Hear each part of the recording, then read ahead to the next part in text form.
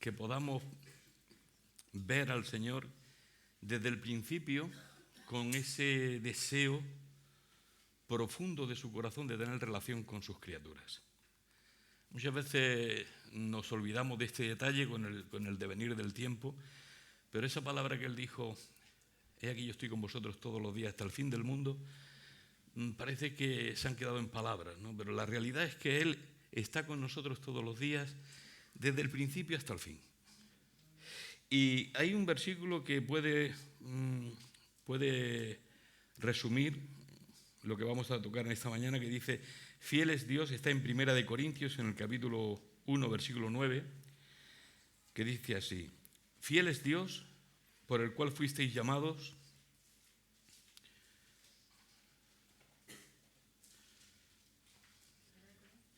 Primera de Corintios capítulo 1, versículo 9. Fiel es Dios, por el cual fuisteis llamados a la comunión con su Hijo Jesucristo, nuestro Señor. Y este versículo es un reto para cada uno de nosotros, porque muchos se preguntan o nos preguntamos: ¿a qué me llama el Señor? ¿Cuál es mi llamado? ¿Cómo servir en la iglesia? Pues es muy fácil. Somos llamados a tener comunión con el Señor. Ese es el llamado. Nosotros le ponemos o nos imaginamos grandes cosas, ¿no? Pero es algo muy sencillo. Es tener comunión con el Creador.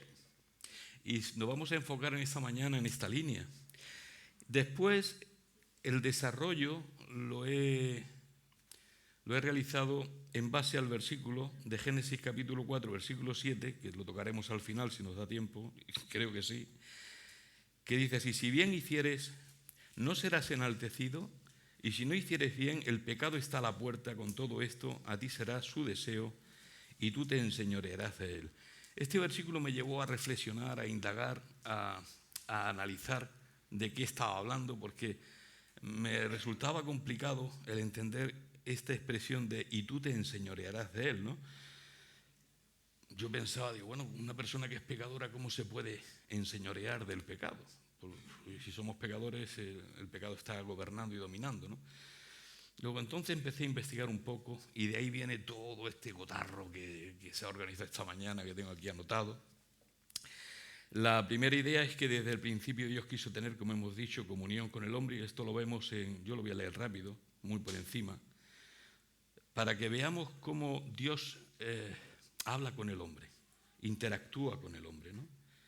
Dice en Génesis 1, del 26 al 29, entonces dijo Dios: hagamos al hombre a nuestra imagen, conforme a nuestra semejanza, y señoree.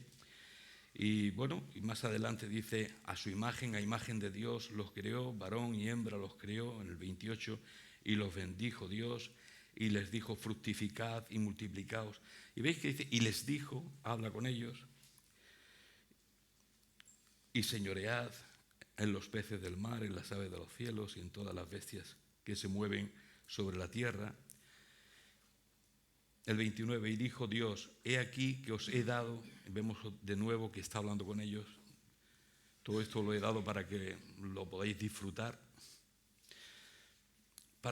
¿Cuántos de nosotros la vida cristiana es un gozo y es un disfrute? No me contestéis ni me levantéis la mano, pero pensadlo. ¿Estamos disfrutando de la vida cristiana?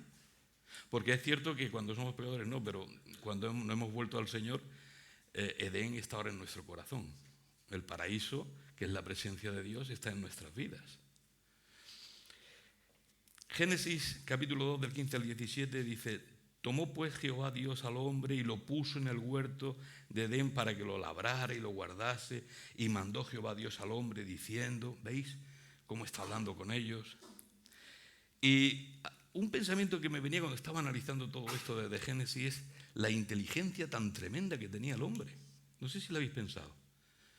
Tenía una inteligencia que iba más allá de lo que nosotros podemos imaginar en el día de hoy. Fijaros bien el detalle. Dice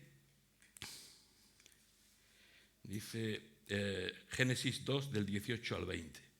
Y dijo Jehová Dios: no es bueno que el hombre esté solo, le haré ayuda idónea para él. Jehová Dios lo formó pues de la tierra, toda bestia del campo y toda ave de los cielos, y las trajo a Adán para que viese cómo las había de llamar. pensaba en este dato, ¿no? Qué imaginación y al mismo tiempo qué variedad también había en la mente de este hombre, que le puso nombre a todos los animales. Y se ve que se acordaba de ellos, porque después les dijo a sus descendientes cómo se tenía que llamar cada uno. Pensadlo por un momento.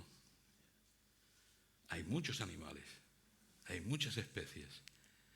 Y dice el dato siguiente: y puso Adán nombre a toda bestia y ave de los cielos y a todo ganado del campo, mas para Adán no se halló ayuda idónea. Y un poco antes dice: y todo lo que Adán, este es el dato, en el 19, dice: y todo lo que Adán llamó a los animales vivientes, ese es su nombre. Un dato. O sea, como nosotros le llamamos a los animales, ya lo dijo Adán. Una gran inteligencia, una gran memoria, para que veamos que aquel tiempo, antes del pecado, era muy distinto al que nosotros conocemos, ¿no? Al que nosotros tenemos. Después tenemos en Génesis 22, que sigue hablando de esta comunión, y dice que de la costilla que Jehová Dios tomó del hombre, hizo una mujer y la trajo al hombre. En el 24, por tanto, dejará el hombre a su padre y a su madre, y se unirá a su mujer, y serán una sola carne. Y en el 3, el Génesis del 3 al 8, vemos ya que aquí hay ya algo que cambia, pero vemos también un diálogo. Y oyeron la voz de Jehová, Dios, que se paseaba en el huerto al aire del día, y el hombre y su mujer se escondieron de la presencia de Jehová. Y aquí ya vemos el hecho de que esa relación, pues parece que ya no está, hay un problema. Y la historia de la humanidad comienza con una familia que tiene relación con Dios y por causa del pecado se rompe. Pero toda la humanidad es una gran familia, no debemos de olvidar este dato. Dice Dios que de una misma sangre hizo todas las razas, todas las personas. Por desgracia, lo que sucedió entre Caín y Abel sigue sucediendo en el día de hoy. Lo seguimos matando a hermanos, ¿no? Hermanos, me refiero a creación de Dios. Bien, también la iglesia es una gran familia, también los hogares son la expresión que vemos en un principio, es la imagen del primer hogar. Y Dios vio que no era bueno para el hombre que estuviera solo, hemos dicho, ¿verdad? En Génesis 2:18 dice así, al final dice: te haré ayuda idónea. Dice: le haré ayuda idónea para él. La idea de esta ayuda idónea, yo sé que la hemos hablado y la hemos tocado, pero muchas veces nuestras expresiones como maridos no la reflejan. Y quizás de una manera inconsciente creemos que nuestras esposas son nuestras sirvientas. La ayuda idónea, nos tienen que servir, nos tienen que poner la comida, nos tienen que hacer esto, lo otro. Ya sabéis que eso hoy en día está muy bien tipificado como machismo, ¿no? Pero es que esto ya sabemos nosotros como cristianos, antes de todo lo que estamos viviendo, que no debe de ser así. La ayuda idónea para él tiene que ver, me fue de mucha bendición este versículo leyéndolo en la Biblia textual, en la primera edición, que dice así, Génesis 2:18.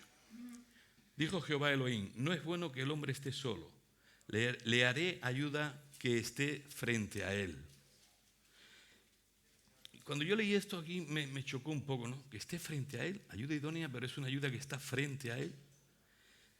Cuando preparaba estos apuntes, miraba en la Torá, tengo la Torá, me la regalaron, muy cara, y fijaros qué cosa más extraña, porque la Torá traduce así: y dijo Dios el Eterno: no es bueno que el hombre esté solo, le haré una ayuda opuesta a él.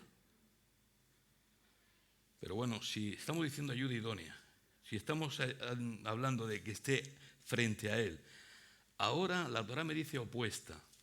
No puede ser una ayuda algo que se opone. Luego, la palabra opuesta está hablando de cara a cara, de enfrente, ¿no? De enfrente uno de otro. Esta expresión podría decir, bueno, queda un poco ahí como de ideas, de pensamiento humano, pero la vemos también en el Evangelio de Juan, en el capítulo 1, versículo 1. que dice así, en la textual, en la cuarta edición dice así: en el principio era el Logos, y el Logos estaba ante Dios, y Dios era el Logos. Y vuelve a salir esta expresión de estar ante o enfrente.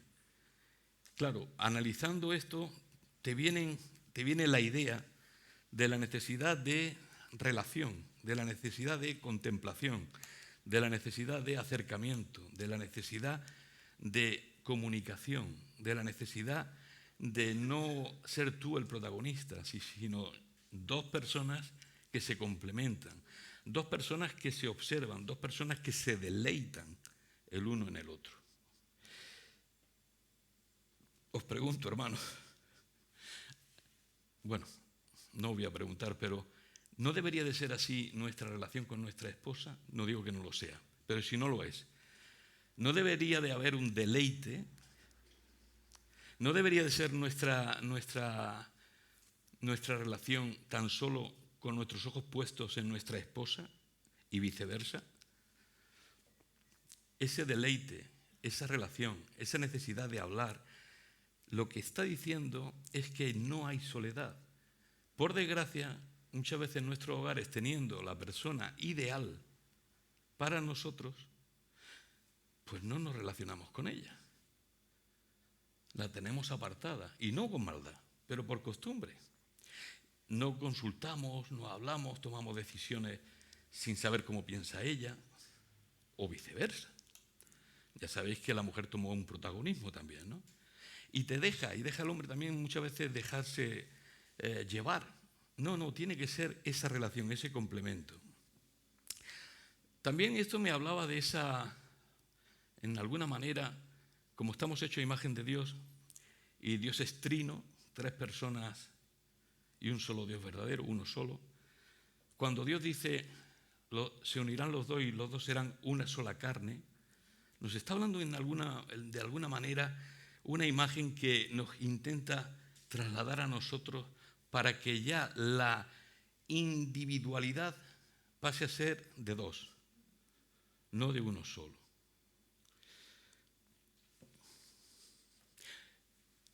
No quiere decir esto que todo hombre o mujer se tenga que casar. Esto es un error. Sabemos que Dios nos da las capacidades y en la palabra de Dios vemos que no es así. Sin Cristo, la realidad es que el hombre está solo. Él es el que nos acompaña. Ahora no puede haber soledad en el corazón de un creyente. Y la Iglesia también en muchas ocasiones suple la soledad que tenemos, que arrastramos. La idea es que el hombre se relacione, que el hombre no se quede encerrado en sí mismo.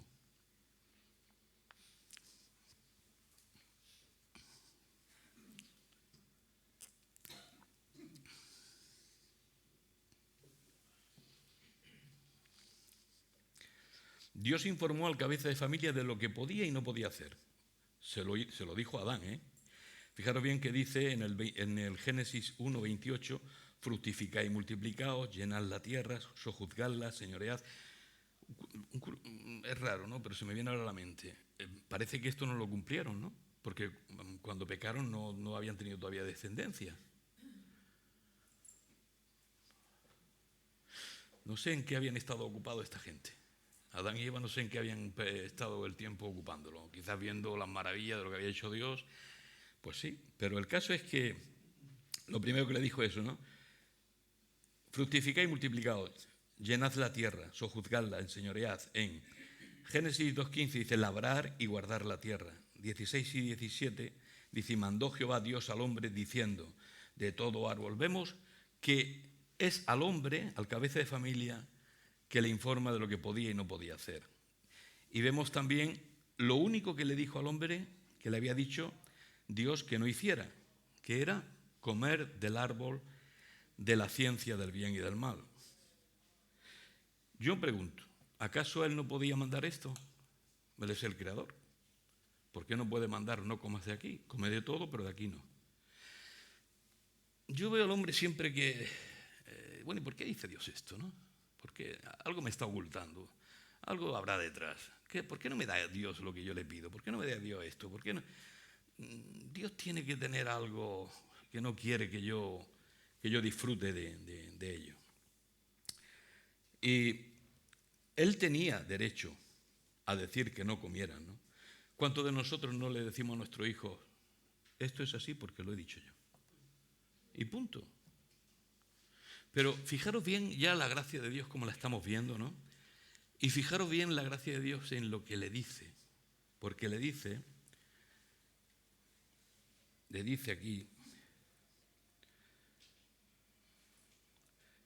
no comerás, en el Génesis del 2, 16 al 17, al final dice, no comerás, porque el día que de él comieres, ciertamente morirás. Dios no solo ordena y manda, no toques, no comas, perdón, no toques, no comas, sino también le dice el por qué. Hermanos, en nuestras familias, a nuestros hijos, les tenemos que decir el por qué. No solo mandarles. Y para eso pues conlleva pensar, meditar, ver qué le tengo que decir a mis hijos. Pero no vale con decirle a tu hijo ya, y más ya si es mayor, si se tiene preguntas que te dejan un poco que no sabes lo que contestar. Tienes que pensar y tienes que darle respuestas. La imposición no nos gusta a nadie.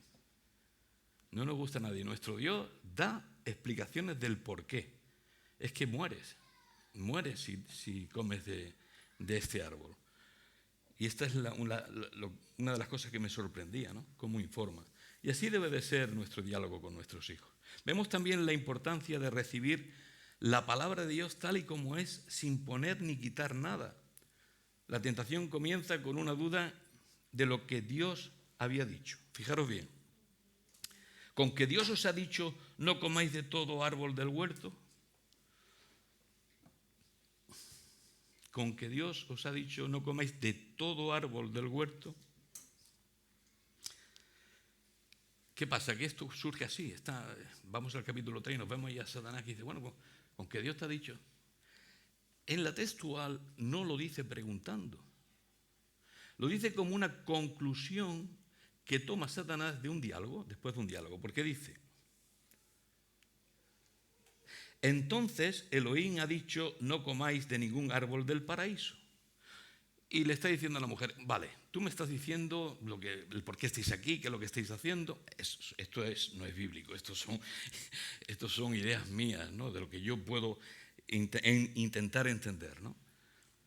Para llegar a la conclusión de lo que le dice después Satanás. El caso es que Satanás la pilla. ¿Cómo? Diciéndole, vale, Eva, entonces todo lo que me has dicho quiere decir que no comas de ningún árbol. No te has enterado, Satanás, no es eso. Lo que te quiero decir es que podemos comer de todo árbol y de todo árbol que hay en el paraíso, pero no podemos comer del árbol de la ciencia del bien y del mal ni tocarlo. No sé si me entendéis. Ese entonces, que narra aquí la textual, da esa idea de conclusión de Satanás para pillar en un renuncio a Eva, ¿no? Y Eva, en su respuesta, no tiene el cuidado de citar en las palabras de Dios correctamente. Añade, ni le tocaréis. Génesis 3.3 lo dice, ¿no? Ni le tocaréis para que no muráis. Una de dos. O Eva agrega palabras al mandato de Dios, o Adán no se las transfiere bien. Siempre pensamos que Eva dice, bueno, pero ¿y si Adán no le dijo concretamente las palabras que sí había recibido él de Dios? Siempre culpamos a la mujer, ¿no? Pero en todo este tinglado Adán está allí presente, ¿no? Sea como sea, Adán no interviene para corregir a Eva. Porque vale, fuera que Eva se equivocó, si él sabía y recordaba lo que Dios le había dicho, le tenía que decir, un momento, estás equivocada, ¿eh? Dios no ha dicho eso. Dios ha dicho esto. Así nosotros en los hogares debemos de funcionar, no cambiando las palabras de Dios y siendo la palabra de Dios por encima de nuestras opiniones y de nuestros pensamientos y nuestras ideas, ¿no? Adán estaba en la escena en ese mismo momento. La Biblia del 60 no lo recoge, pero todas las demás traducciones sí. La de las Américas, toda la que cojáis, os va a dar este dato.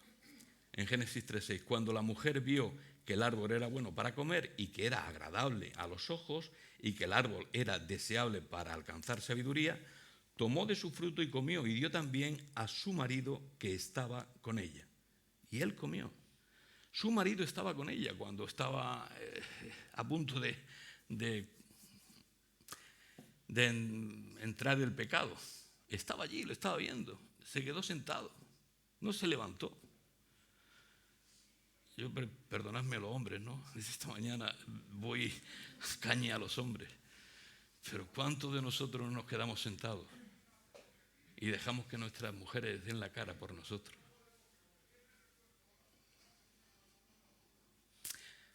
Se cambian los roles, se cambian ese miedo, esa cobardía, ¿no? De no afrontar. Hay que hablar en el colegio. Ve tú, si es tu hijo, tú ve, yo estoy trabajando. No, tú tienes que dar la cara también. Es tu casa, es tu hogar. Dios te va a pedir la responsabilidad a ti como cabeza de familia. Dejemos ya de refugiarnos en la esposa y después culparla. Se la lanzamos y después la culpamos por tomar protagonismo.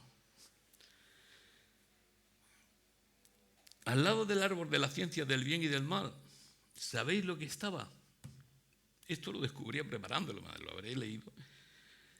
Estaba también el árbol de la vida. Los dos estaban allí. ¿Cómo es esto? La del 60 no lo recoge, todas las demás sí lo recogen. Es la verdad, lo podéis comprobar. Fijaros, la de las Américas, en Génesis 2:9. Génesis 2:9. Podéis ir leyéndola en la del 60, ya veréis que hay un dato aquí que cambia, ¿no? Y el Señor Dios hizo brotar de la tierra todo árbol agradable a la vista y bueno para comer. Asimismo, en medio del huerto, el árbol de la vida y el árbol del conocimiento del bien y del mal. Los dos. Estaban allí los dos. Y la bendición que yo recibía viendo la gracia de Dios en todo este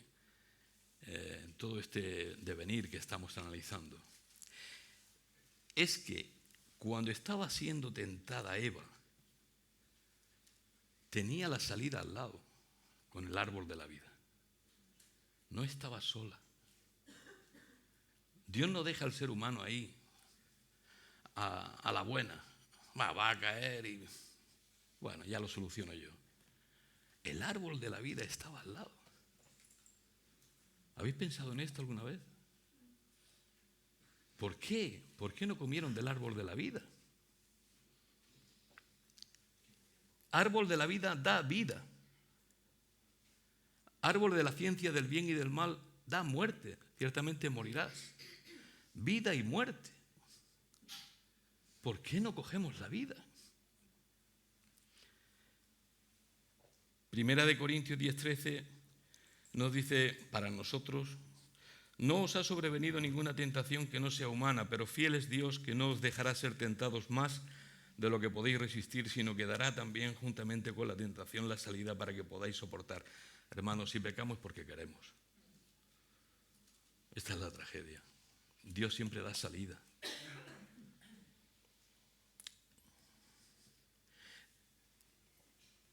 Es sorprendente que ni Adán ni Eva hubieran comido aún del árbol de la vida. Juan 5:40 nos dice, ¿y no queréis venir a mí para que tengáis vida? Y hasta el día de hoy vemos a la gente que no quieren ir al Señor para que tengan vida. Quieren morir en sus delitos y pecados. Aman más las tinieblas que la luz. No quieren que sus obras sean reprendidas ni redarguidas. Es así.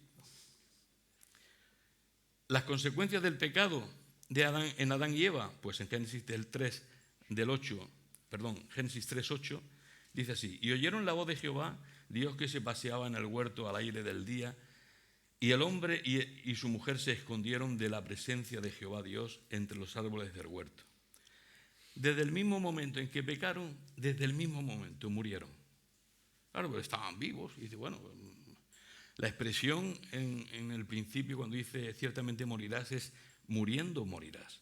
Se está hablando de que va muriendo poco a poco hasta que... Y la muerte física no está ahí en ese momento, viene posterior, ¿no? Adán 930 años. Pero la muerte espiritual sí. ¿Cómo se ve que hay muerte espiritual? En que se esconden de Dios.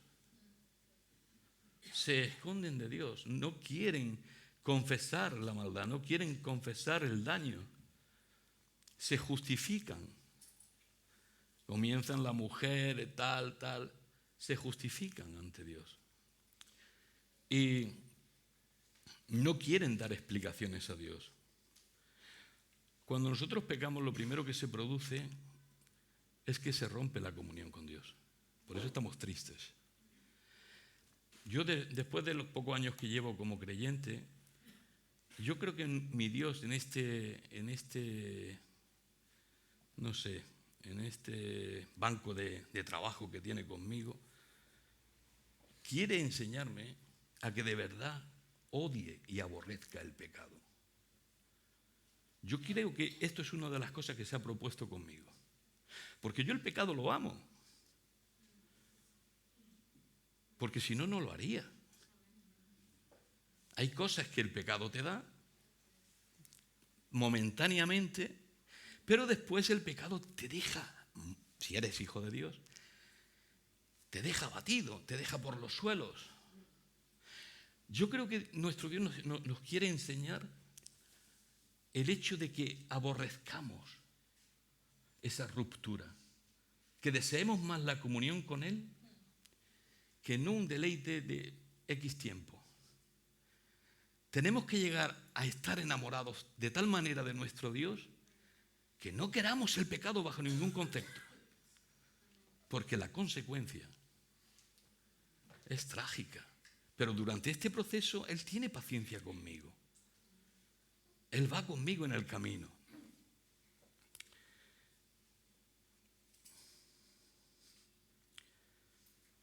Como resultado, pues que hemos dicho que se esconden, ¿no?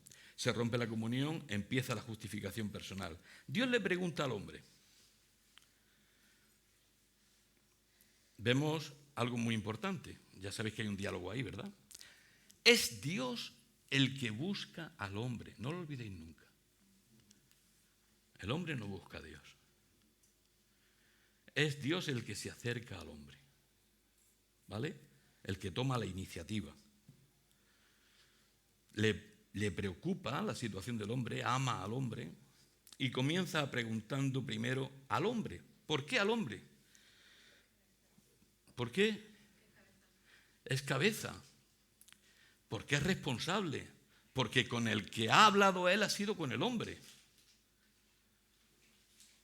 Pues se tiene que pedir explicaciones al hombre. Cada pregunta, ¿sabéis cuál es su finalidad? La confesión. Quiere que el hombre confiese, que el hombre recapacite, que el hombre medite, que el hombre no salga corriendo de su situación personal, de su situación espiritual.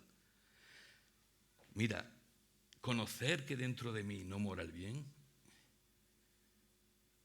es algo que Pablo en Romanos 7, y ya lo habéis leído, ¿no? Y es algo que si lo llegas a ver, es de gran bendición. El problema es que tú creas que eres muy bueno o que no eres tan malo, ¿no?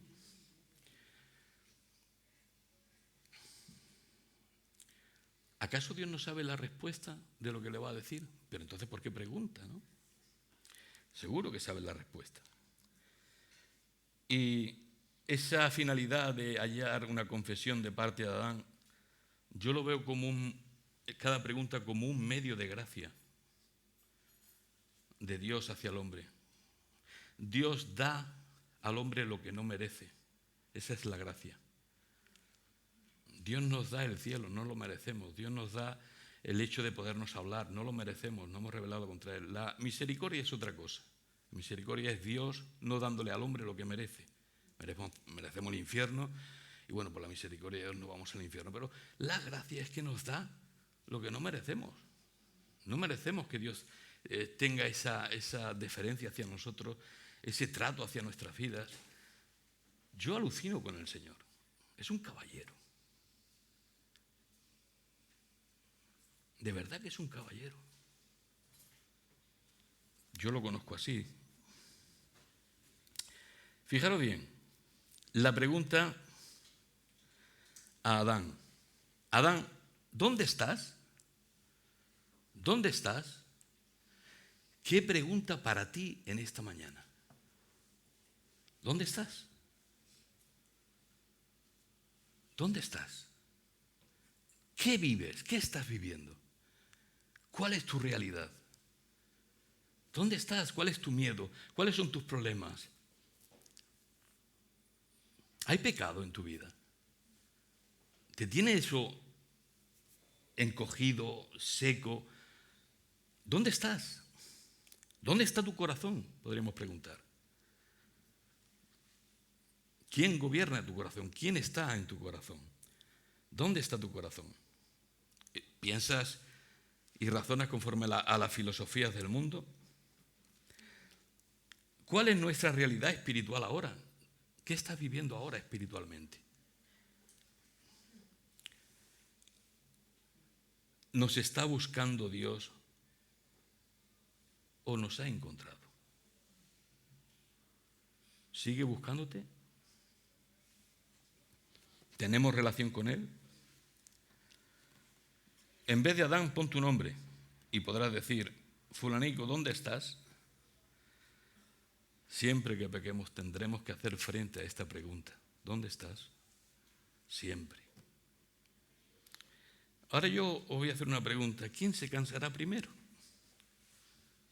¿Dios o nosotros? ¿Se cansará Dios de perdonarnos?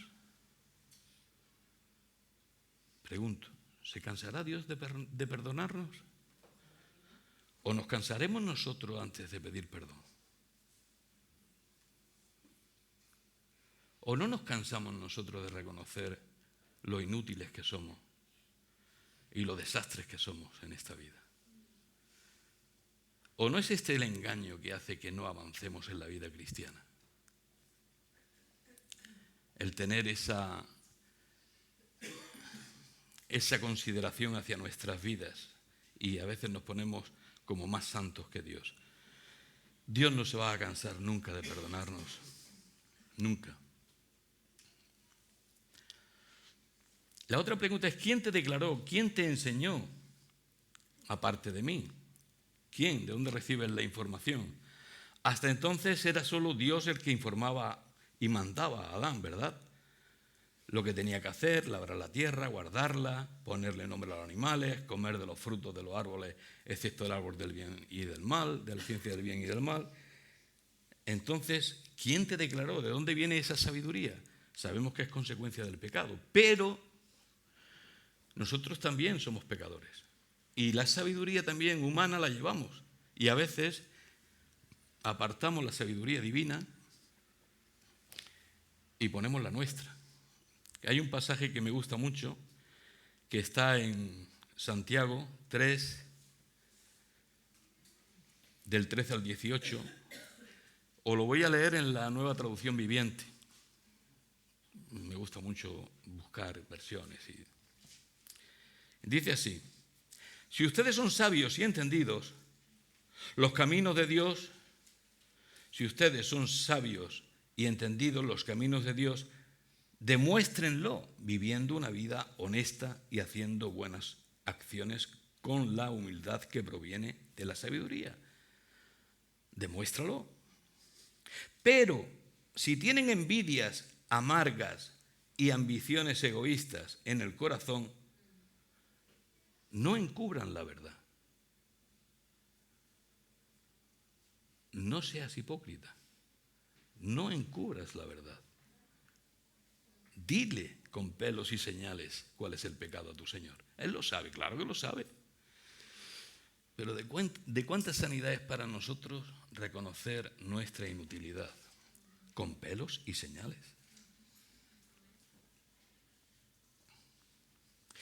No encubran la verdad con jactancias y mentiras, pues la envidia y el egoísmo forman parte de la sabiduría que proviene de Dios. Pues la envidia y el egoísmo no forman parte de la sabiduría que proviene de Dios. Dichas cosas son terrenales, puramente humanas y demoníacas. Y esta es la sabiduría que no es divina, es terrenal, humana, demoníaca. Pues donde hay envidias y ambiciones egoístas también habrá desorden y toda clase de maldad. La envidia, si no la quitamos, va a más. Y llevó a Caín a matar a Abel. Por envidia. El pecado va a más en la vida de cualquier persona, no se queda parado. Empieza a contagiar, a contaminar todo lo que tiene alrededor, los vicios, todo. Va ensuciando, va corrompiendo todo lo que toca, ¿no? Versículo 17. Sin embargo, la sabiduría que proviene del cielo es ante todo pura y también ama la paz. Siempre es amable y dispuesta a ceder ante los demás. Está llena de compasión y de buenas acciones. No muestra favoritismo y siempre es sincera. Y los que procuran la paz sembrarán semillas de paz y recogerán una cosecha de justicia. Y tenemos que ver la justicia, si estamos siguiendo la justicia divina o la nuestra propia. En Proverbios 4:12 sabemos que dice, hay camino que al hombre le parece derecho, pero su fin es camino de muerte. Y en Jeremías 17, del 9 al 10, engañoso es el corazón más que todas las cosas y perverso. ¿Quién lo conocerá? Yo, Jehová, que escudriño la mente, que pruebo el corazón para dar a cada uno según su camino, según el fruto de sus obras. Por eso decía que conocer el corazón es un trabajo que Dios tiene con cada uno de nosotros. ¿Quién conocerá el corazón del hombre? Dice, el que conoce tu corazón, José, soy yo. Tú no lo conoces, tú no te conoces. Tú no te conoces. Tú crees que te conoces, porque ahora quieres una cosa, ahora quieres otra, ahora razones. Tú no sabes lo que sale de dentro de ti. Dice en el Evangelio, en Mateo, salen todos los homicidios, la injusticia, las fornicaciones, todo sale del corazón del hombre. Y en Marcos, ¿no?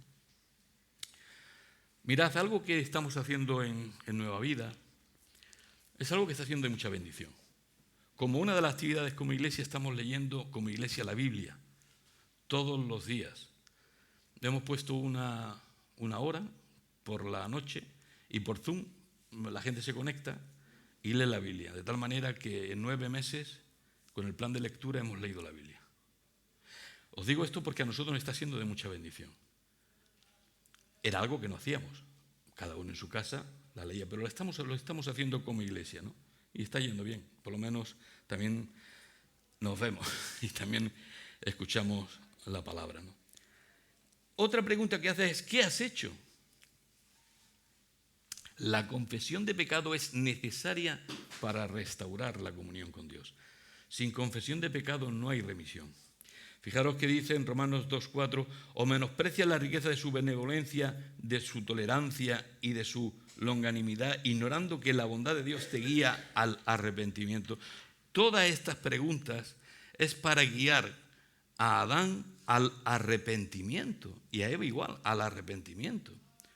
Solo así después vemos que solo así después vemos que Dios prepara unas pieles que cubran la vergüenza de Adán y Eva, hablando de un sacrificio expiatorio más adelante. Pero tiene que haber una confesión para que se puedan aprovechar de ese sacrificio. En el hogar tiene que haber, hermanos, algo que, bueno, hay también otro. David dice en el Salmo 32:5, mi pecado te declaré y no encubrí mi iniquidad, dije, confesaré mis transgresiones a Jehová y tú perdonaste la maldad de mi pecado. Ya sabéis cuando el profeta Natán llega a decirle, oye, que el de la oveja eres tú, que tú eres el que ha hecho esto, tú eres el que ha matado y el que ha asesinado. Y sabéis que para el pecado de adulterio y el asesinato no había ofrenda, tenían que morir. El pecado voluntario no había ofrenda para él. Por eso dice, estoy muerto. Y le dice el profeta, no morirás. no morirás, porque apuntaba a nuestro Señor. En el hogar tiene que haber responsabilidad de todos sus componentes. Yo os digo esto a los padres: enseñad a vuestros hijos a que sean responsables. No solo vosotros, el padre es responsable, la madre es responsable de lo que tienen que hacer, sino cada hijo tuyo tiene que ser responsable de sus decisiones. Tienes que estar al lado suyo cuando se equivoque, no para machacarlo, sino para darle la mano y levantarlo y ayudarlo y que vuelva de nuevo a funcionar en la vida. Necesita ayuda. Está empezando a andar, está empezando a afrontar los problemas de la vida y se las va a ver de todos los colores. Pero tiene que ser responsable. Estamos creando generaciones que no son responsables, que lo tienen todo. Responsable en el trabajo, responsable en cualquier situación que estén haciendo en la iglesia, en el hogar, en su habitación, con todos los quehaceres que tengan que hacer. Responsabilidad, porque nuestro Dios también nos enseña esto. Hay que ser responsables. Solo una persona responsable y una persona paciente llega al final del camino. No olvides esto. Si no, no llegas. Yo me he jubilado. El 28 me jubilé. Yo no sé, por la gracia de Dios he llegado a la jubilación.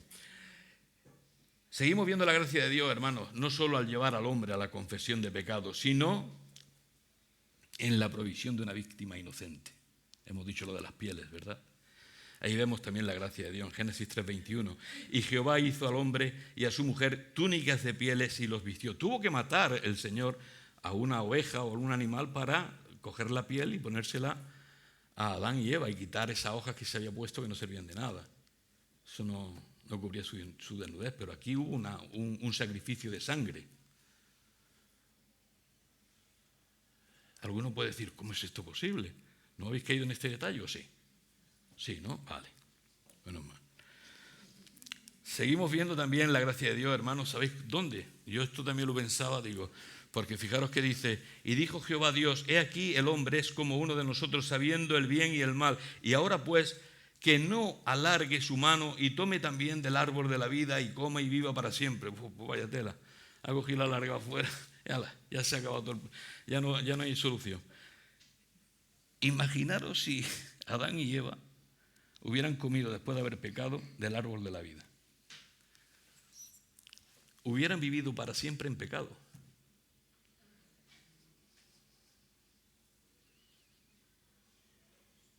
La gracia de Dios dice, no, fuera. Que no toquen, hay que solucionar este problema. Este problema lo tenemos que solucionar antes de que coman del árbol de la vida, que después lo vemos en Apocalipsis, lo vemos en muchas partes de la palabra de Dios, ¿no?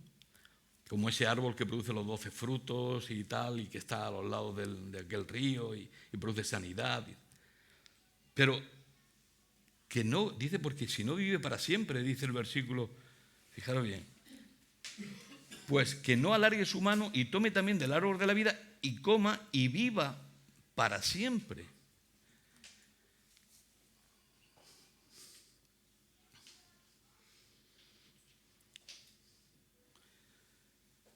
Ahora en Caín y Abel vemos las consecuencias de la rebelión, no solo en la relación con Dios, sino ahora entre los hermanos, ¿no? En Génesis capítulo 4 del 1 al 7, dice, conoció a Adán a su mujer, la cual concibió y dio a luz a Caín, y dijo, por voluntad de Jehová he adquirido varón. Después dio a luz a su hermano a su hermano Abel. Y Abel fue pastor de ovejas y Caín fue labrador de la tierra. Y aconteció andando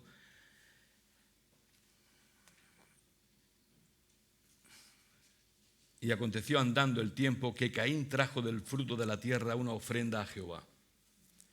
Y Abel trajo también de los primogénitos de sus ovejas, de lo más gordo de ellas, y miró Jehová con agrado a Abel y a su ofrenda, pero no miró con agrado a Caín y a la ofrenda suya. Fijaros bien que pone a Abel y su ofrenda. Mira la persona, mira el corazón de la persona, por eso dice que fue en Hebreos 11, que es por la fe que Abel ofreció.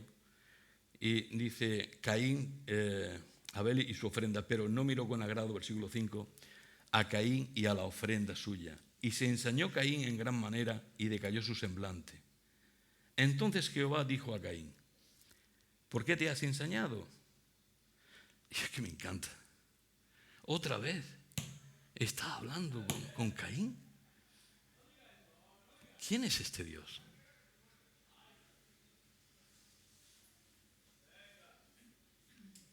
¿Por qué estás enfadado, Caín?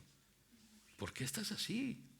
Ese rostro tan huraño y con esa expresión de odio y de rencor. ¿Por qué estás así, Caín?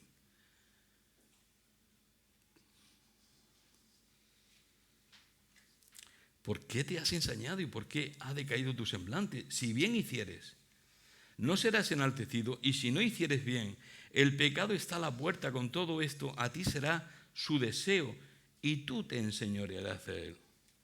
Vamos a ver cómo una persona se puede enseñorear del pecado, de la única manera. El versículo 1 dice: conoció Adán a su mujer, tuvo relaciones sexuales, y Eva lo que conoció o reconoció es que Dios le había dado la capacidad de dar a luz un hijo. Al darle el nombre de Caín, Caín significa adquisición. Una de las cosas que yo también pensaba, claro, el Evangelio fue dado en Génesis 3:15. Dice: y tu simiente y su simiente. ¿Conocéis este versículo? Luego, Eva dice, o sea, de mi simiente va a salir el que va a aplastar la cabeza a este que nos ha dado este palo, que nos ha echado fuera de esta casa, que era una pasada, que no teníamos necesidad de nada y nos ha buscado la ruina. Pero va a nacer de mí alguien que va a aplastar la cabeza de este elemento. Y dice la textual: cuando tú le estés mordiendo o tocando el calcañar, en ese mismo momento él te aplasta la cabeza. Luego Eva pensaría: Caín, la simiente. ¿Se ha solucionado el problema? Pensó que su hijo era la simiente prometida. Una posible traducción que da, yo no sé pronunciarlo, yo no sé inglés, o sea que el que lo oiga, Warren Wiersbe, no sé si está bien dicho, no sé si lo conocéis, pastor bautista muy, muy interesante porque es muy, muy profundo en la relación con el Señor. Dice así: he adquirido varón, el Señor. Ese es el nombre de Caín que le da. Se puede significar esto: he adquirido varón, porque Caín es adquisición. He adquirido varón, el Señor. Matthew Henry lo traduce así: he adquirido varón, el Señor, Dios hombre. Fijaros bien lo que pensaban y lo que sacan de esta expresión los que son más eruditos, ¿no? Luego, de alguna manera, pensaba Eva que la solución estaba. Pero después vemos a Abel, que significa vanidad, vapor, algo que se diluye.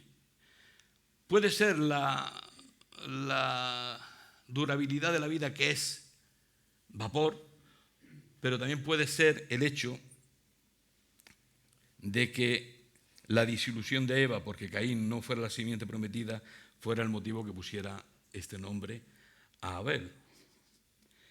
En el proceso del tiempo, o andando el tiempo, pues surgen más población, porque dice el versículo que andando el tiempo, y de alguna manera tuvo que haber alguna información de Adán y Eva a Caín y Abel, de alguna manera, porque los vemos que van a un lugar a presentar una ofrenda. ¿Quién les habló de esto? ¿Quién les habló a Caín y Abel que tenían que llevar ofrendas a Dios y adorarlo? Y se ve que había algún lugar de reunión. Algunos piensan que cerca de la puerta de donde estaban los ángeles que habían expulsado, en fin. Pero de alguna manera tuvieron que recibir esta información para ir a ofrecer sacrificio. Y algo más importante, tuvieron que recibir la información que hemos dicho de el sacrificio de animal inocente. ¿Por qué? Porque Abel ofrece un sacrificio, un borrego, lo mejor de su rebaño, el primogénito de su manada. Luego alguien en este caso fueron sus padres, fueron los que le enseñaron esta realidad para acercarse a Dios. Y de esta manera se les enseñó que el hombre pecador puede acercarse al Dios Santo en base a la sangre de un sacrificio sustitutivo. Ahora bien, dos hijos del mismo padre y de la misma madre, con la misma información. Uno reacciona de una manera y otro de otra. ¿Eres padre? No esperes que todos tus hijos sean iguales, porque no lo son. Son personalidades totalmente distintas y tienes que encajar con ellos. Tienes que ver cómo llegarles a ellos, a su corazón, no quedarte fuera. Porque solo llegando al corazón puede abrirse a ti y le puedes ayudar, no solo a Dios, sino tú como padre. Así sucede a veces con nosotros. Pero nosotros debemos de ocuparnos tan solo de informarles bien, de informarles lo correcto, de mandarles lo correcto, de enseñarles la palabra de Dios. A ver, yo sé que aquí alguno de vosotros, si tiene hijos, puede decir, pues si es que mis padres, algún hijo puede decir, mis padres no me han dedicado tiempo, o el padre dice, yo lo tenía que haber hecho. Mira, no es tiempo de mirar atrás y de estar compadeciéndose. Es tiempo de ver qué soluciones podemos dar, qué falta en el hogar y qué debo de hacer. Los hijos necesitan nuestras ayudas. Que le leas la Biblia por la noche, que le cuentes historias del Señor, que ores con ellos. Que cuando le vienen los problemas y las provocaciones del mundo, te pidan consejo y les puedas aconsejar.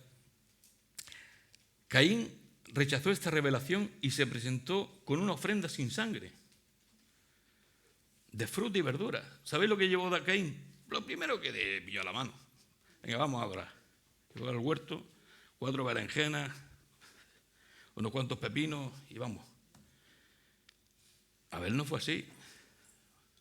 Miró lo mejor, primogénito, luego la grasa, que era donde se valoraba el sacrificio, lo mejor lo llevó a Abel.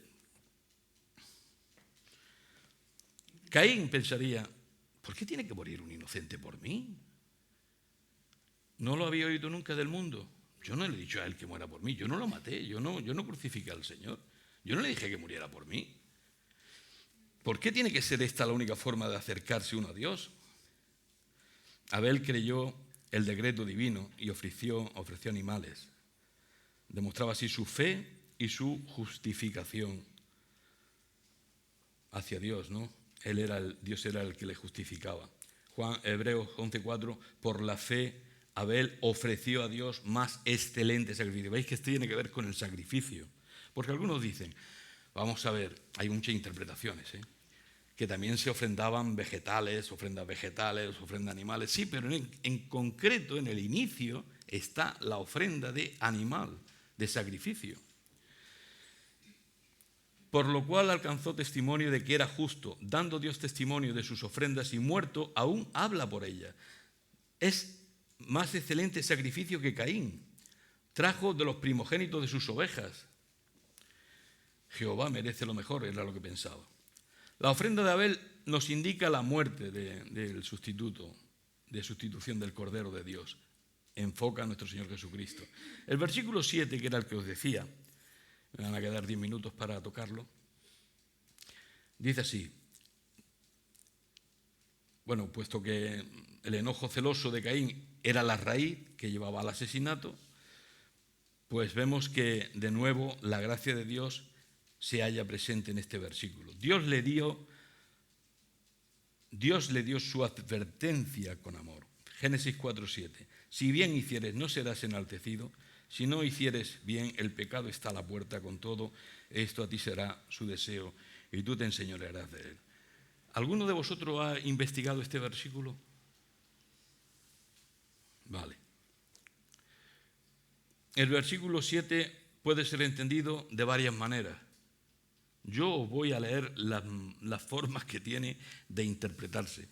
Vosotros cogéis la que creáis que encaja más con vuestra fe. Pero hay varias maneras. Yo después diré la mía, ¿vale? Yo me voy a mojar, ¿vale? Dice así, la primera interpretación. Estas interpretaciones están en el comentario de William MacDonald, lo podéis buscar, no son cosecha mía, ni mucho menos. Pero dice así, si bien hicieres arrepintiéndote, o sea, aquí tiene que ver el bien hacer con el arrepentimiento. Si bien hicieres, o sea, si te arrepientes, podrás alcanzar de nuevo la cabeza y mirar libre de enojo y culpabilidad. Porque piensan algunos que el enojo que tenía Caín era que había perdido la primogenitura porque Dios le había, algunos piensan que también por fuego, de alguna manera Dios había dicho que el sacrificio de Caín no era acepto. Entonces dice, pues si acepto el de Abel, yo he perdido aquí, que soy el primero, que soy el más importante. Y dice, si bien hicieres arrepintiéndote, podrás alzar de nuevo la cabeza y mirar libre de enojo y culpabilidad. Y si no hicieres bien, al continuar odiando a Abel, entre corchetes, el pecado está tendido a la puerta, listo para destruirte. A ti será su deseo, dice entre paréntesis, de Abel, es decir, reconocerá tu posición de liderazgo y te enseñorearás de él, es decir, si hicieres el bien. O sea, que si tú lo que haces es arrepentirte, porque estamos viendo que tiene que ver con el arrepentimiento, lo que haces es que tu posición no la pierdes, vuelves a tomarla y tú te enseñoreas. Segunda interpretación, si bien hicieres, o como dice la Septuaginta, si ofrecieras lo correcto, y aquí tiene que ver con ofrenda, no con el tema de arrepentimiento, no serás aceptado. El bien hicieres se refería a la ofrenda. Abel hizo bien en esconderse detrás de una ofrenda aceptable, Caín hizo mal en traer una ofrenda sin sangre. Y toda su conducta después fue el resultado natural de su adoración. Esta es la interpretación que todos hemos conocido, ¿no? En cuanto a ofrendar el animal con sangre, ¿no? Podía. Pero fijaros bien que Dios le está dando una oportunidad a Caín, sea cual sea la interpretación, para que ofrende correctamente. ¿Sí? Ofrenda bien. Mira, lo estás haciendo mal. Ofrenda bien. O sea, hay solución, ¿vale? No es que no haya solución. Hay solución. Haz lo correcto. Tercera interpretación. En la versión estándar revisada del inglés podemos leer, si bien hicieres, no serás aceptado, y si no hicieres bien, el pecado está tendido a la puerta, su deseo es para ti, pero tú necesitas dominarlo. Y en la Biblia de estudio Holman hay una interpretación de la palabra esta de deseo que dice así, este deseo que está a la puerta, dice, en este versículo, en Génesis 3:16, sugiere que el pecado anhela tener intimidad con la humanidad, porque es la misma palabra que se emplea en Génesis 3:16, ¿no? Cuando dice que tu deseo será para tu marido y él se enseñoreará de ti, en la consecuencia, es la misma expresión. Luego, el pecado está diciendo que anhela tener intimidad con la humanidad, y así como la tiene una esposa con su marido. Fijaros bien la profundidad que tiene el pecado en relación con el hombre que quiere tener, ¿vale? La cuarta interpretación es de Frederick William Grant y dice así en su Biblia numérica: si no hicieres bien, una ofrenda de expiación, muy bonito, está tendida o recostada a la puerta. En otras palabras, había una provisión si la quería. Y la quinta dice así, en sus escrituras coleccionadas, Vine, no sé si conocéis a Vine, el diccionario positivo de palabras, William Edwin Vine, dice así, da la siguiente explicación. Probablemente para él dice que es la mejor. Dice, si bien hiciereis, no serás aceptado. Caín podría haberse ido para traer un sacrificio divinamente aceptable, que lo hablábamos antes. Y si no hicieres bien, es decir, negándose a hacer la voluntad de Dios, lo que aún era posible para él, el pecado se acuesta a la puerta, es decir, el pecado del asesinato está como un animal listo para arrojarse sobre su víctima. O sea, llegaría a más. Pero tú debes enseñorearte de él. En lugar de someterse y permitir que el pecado se enseñoreara de él, Caín debió haberlo sujetado, ofrendando correctamente. Sin embargo, despreció la advertencia de gracia y permitió que el pecado tuviera la ventaja, guiándolo a levantarse contra su hermano y matarlo. De manera que desde el principio hasta el fin las obras de Caín eran malvadas. A mí la interpretación que me gusta es la que os voy a leer ahora. Esto lo saqué de la Biblia de estudio de Scofield. ¿La conocéis? Pues si la tenéis en vuestra casa lo podéis leer, ¿vale? Dice así literalmente. O bien la ofrenda por el pecado. En hebreo, esto es importante. La palabra pecado se puede poner de dos maneras. Como pecado o ofrenda por el pecado. En 2 Corintios 5:21 dice, el que no conoció pecado por nosotros fue hecho ofrenda por el pecado. Nuestro Señor no fue hecho pecado, no probó el pecado, pero fue hecho ofrenda por el pecado. Es la misma palabra y se puede poner de las dos maneras. No sé por qué, tan solo se pone de una, pero se puede poner de las dos. Y Scofield dice así. En hebreo se usa la misma palabra para hablar de pecado y de ofrenda por el pecado, con lo que se enfatiza notablemente la completa identificación del pecado del creyente con su ofrenda por el pecado. O sea, hay una identificación que podemos decir que no se pueden separar o que no se deben de separar. Donde hay pecado hay una ofrenda por el pecado, lo que intenta decir. Hay pecado, hay ofrenda. A ver, por eso tenemos perdón. Entenderlo. Es instantáneo, no tienes por qué. Esto que estamos viendo aquí, lo tenemos nosotros ahora. Y lo tenían ellos. Hay pecado, la ofrenda está al lado. La gracia está al lado. No tienes por qué permanecer en una situación de muerte. Fijaros que dice, es decir, negándose a hacer la voluntad de Dios, lo que aún era posible, de Scofield. Aquí ambos significados van juntos. Ambos significados van juntos. El pecado está a la puerta, pero allí también está la ofrenda por el pecado. El pecado está a la puerta. O sea, como no cambies la actitud, vas a acabar matando a tu hermano. Pero también a la puerta está la ofrenda por el pecado. ¿Cuál era la ofrenda por el pecado? Un borrego. Sal, coge un borrego y ofréndalo. El original hebreo usa el verbo yacer en voz activa, mientras que la versión del Reina Valera traduce la expresión con el verbo estar, está a la puerta. Donde el pecado abundó,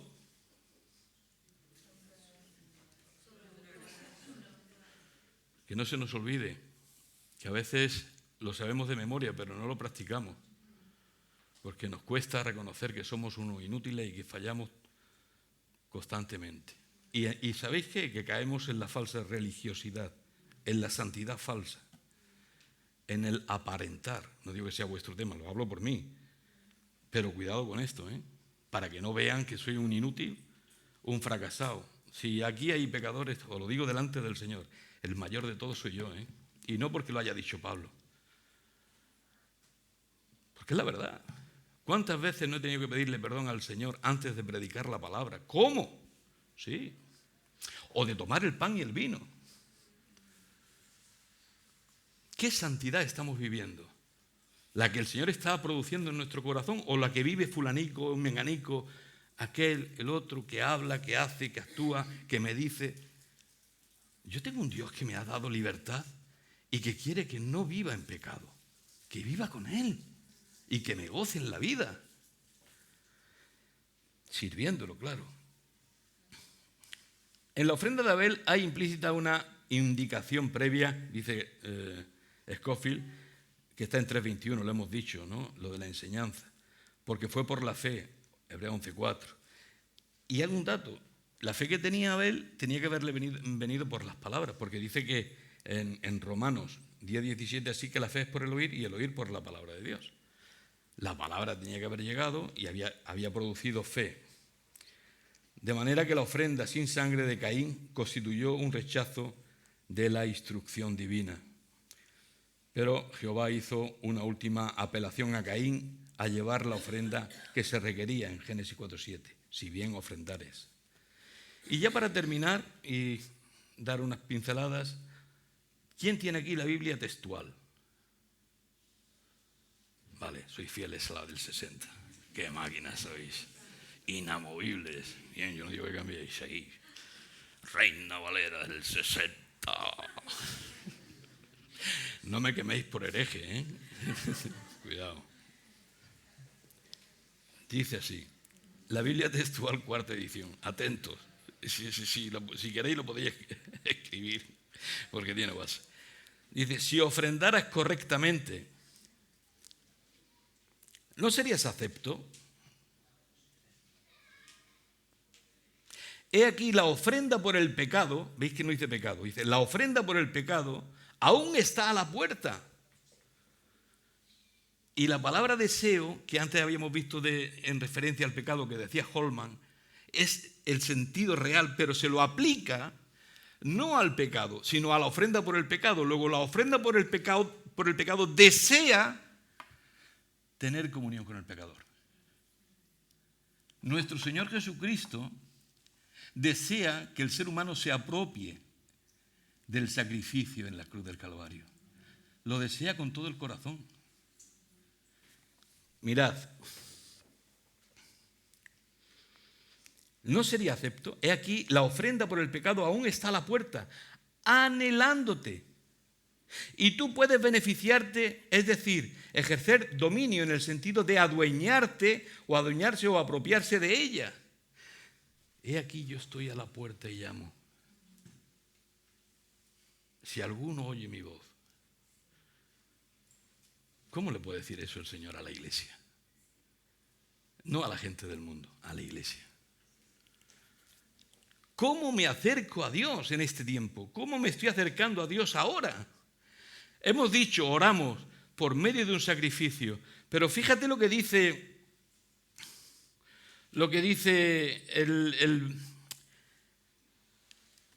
en Hebreos capítulo 10, 19. Así que, hermanos, teniendo libertad para entrar en el lugar santísimo, tenemos libertad por la sangre de Jesucristo, por la sangre de Jesucristo. Parece que hemos retrocedido al sacrificio aquel. No ha cambiado, siempre será por el sacrificio de Cristo. Y tú dices, si lo sé, si lo he estudiado. Pero cuando te arrodillas ante Dios, lo tienes presente. Tienes presente que Él murió por ese pecado que has cometido, que vienes a pedirle perdón. Que te ha dado una salvación tan grande que no puedes perder porque es obra suya. Y un perdón que va más allá de lo que tú puedas entender. Todos nuestros pecados están en la cruz del Calvario. ¿Cómo es posible? Así que, hermanos, teniendo libertad para entrar en el lugar santísimo por la sangre de Jesucristo, por el camino nuevo y vivo, un camino que no tiene que ver con el Antiguo Testamento de animales, de sangre, ahora es nuevo y vivo, que Él nos abrió a través del velo, esto es, de su carne, y teniendo un gran sacerdote sobre la casa de Dios, acerquémonos. Amén, hermana. Acerquémonos con corazón sincero, en plena certidumbre de fe, purificados los corazones de mala conciencia y lavados los cuerpos con agua pura. ¿Por qué dice acerquémonos? Si no debería de salir de su presencia. Si es en su presencia donde mi vida cambia, está bien. Hermanos, porque no nos acercamos. No nos acercamos, abramos los ojos. ¿Sabéis dónde nos ve nuestro Dios? Cuando estamos a solas en nuestra habitación y doblamos las rodillas. ¿Cuánto tiempo hace que no lo hacemos? Lo hacemos aquí, pero lo hacemos en casa también. Acerquémonos con corazón sincero, sin ocultar nada. Diciéndonos a nuestro Dios, Señor, soy así, no soy muy devoto, no soy un gran santo, soy una persona que no te busco mucho, Señor, soy una persona que leo poco, pero soy una persona que te ama, porque tú has muerto por ella. Y quiero servirte, Señor, ¿puedes hacer algo conmigo? ¿Puedes hacer algo con este miserable, Señor? Lo primero que vas a tener es el abrazo de Dios, el perdón de Dios y el amor de Dios en tu vida. algo que tiene la sangre de Cristo es que limpia las conciencias de obras muertas para que podamos servirlo. No solo perdona, sino limpia ese corazón que te está machacando y diciendo eres un inútil y no hay manera con tu vida y no sirves para nada. Eso es mentira del diablo. Eso es una mentira de Satanás. Dios quiere usarte. Dios quiere perdonarte. Dios quiere decirte que te ama. Acércate a Él. El problema de Hebreos era este. Toda la argumentación que se da es esta. En hebreo es acercaos. Dicen en Hebreos 4 que no tenemos un sumo sacerdote que no se pueda compadecer de nuestras debilidades, sino uno que fue tentado en todo como nosotros, ¿no? Pero sin pecado. Acerquémonos al trono de la gracia. Constantemente, acércate, acércate, acércate. Yo te he salvado y ya está. Y ya está, ya no hay nada más en la vida cristiana. Hay una vida de victoria. Hay una vida de devoción. Hay una vida de comunión. Yo he sido llamado a tener comunión con el Señor. Y tú también. Donde vayas, haya guerras, estés en pobreza, sea cual sea tu situación, no estás solo. Dios está contigo. Y la ofrenda por el pecado siempre la tienes. Esto es, siempre la tienes. Úsala. No la tapes. No te pongas la careta. Porque a Él no lo puedes engañar. Que Él nos bendiga, hermanos. Deseo de todo corazón que el Señor os haya podido bendecir. De verdad, que lo llevéis a casa y que meditéis en este tema de lo que es el sacrificio, ¿no? Pecado u ofrenda por el pecado. Yo creo que mi pecado necesita la ofrenda por el pecado, o sea que cojo los dos, ¿vale? Señor nos bendiga.